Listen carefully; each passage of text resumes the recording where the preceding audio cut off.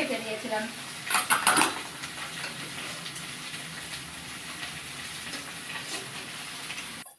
ঝিঙে চেচকিটা করে ফেললাম।